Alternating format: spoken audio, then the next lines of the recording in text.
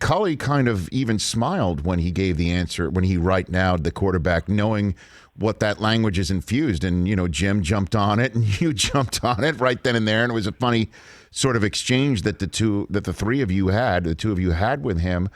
But it's, when it's all said and done, I was wondering, because he took a second bite at the apple in a press conference later in the day to take more of the hard line stance of he's our guy, and that's how we're moving forward. Because it is going to be an ugly situation if this thing goes past the draft. It's going to become, and Jim even pointed that out, and you have too, that it's going to force him between principles and money. And so what is his mindset on this front? Because what if he does, we mentioned, as you just did, Jets, Dolphins, Carolina, because they have top 10 picks and they have the ability to maybe flip a quarterback towards Houston, even though they did sign Tyrod Taylor to that spot this week, or a spot this week. But what if he wants to go to a spot that doesn't have the tools to replenish draft picks, like, say, Denver or San Francisco, as Mike Lombardi mentioned earlier this week on this show? I give you the floor on that, Steve. Yeah, I mean, look, this was a no-trade clause comes in, and that's where he has to say, well, if I veto those, then I'm stuck here, right? And that's where the leverage, the kind of at least public relations, public image leverage goes back to the Texans, because right now they're just a disaster of a situation in the view of the public.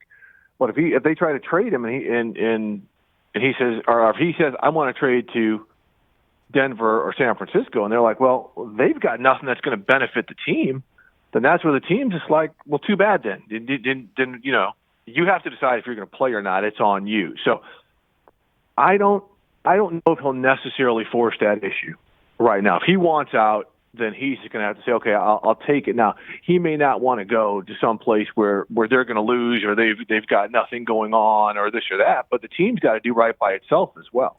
The team can't be dumb, but at the same time, it can't play hard line. And Rich, you and I have been doing this for a long time. I've never seen this type of stare down. We've seen some ugly situations. I've covered the NBA.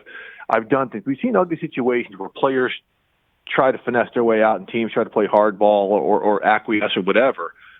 But because this is an NFL quarterback, a young quarterback who's the face of the franchise, really the only face of a franchise, which has gotten rid of so many key players, this is just a real intriguing stare down to see if someone's going to do something that's going to make sense for everybody, or if they're going to allow this to fester and get ugly and allow this franchise to really go down a hole, which a lot of us think is at the bottom now. But as you and I both know, things can always get worse. And the reason why, Steve, is because many of these situations are holdouts, for the lack of a better phrase, because if he is withholding his services, if that does happen, it would be a holdout. Normally, that gets fixed with a new contract or an extended contract, or it's something like Harden over, well, you changed the coach on me here, and we're not going to win here, and I've got a small window left right now, and I've got people like Durant and Kyrie who want me to play there, and I want to force myself to that situation there. And I know the NBA and the NFL are different,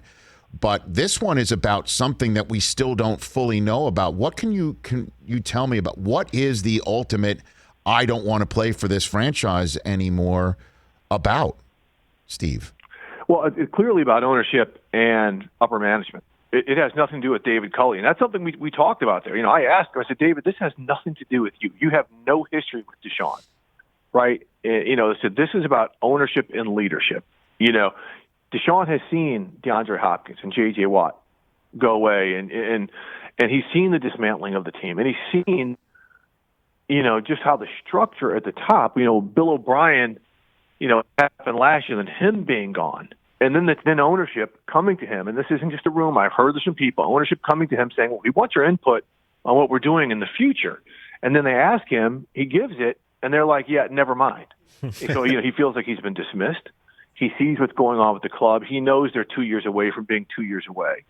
So, again, he doesn't want to be, part of the situation right now, because it doesn't look like there's any guidance or leadership or structure in place. And I'm sure there's probably a lot of people saying, well, he signed that contract, or maybe there's other owners saying, don't let him do this. That's such a bad precedent.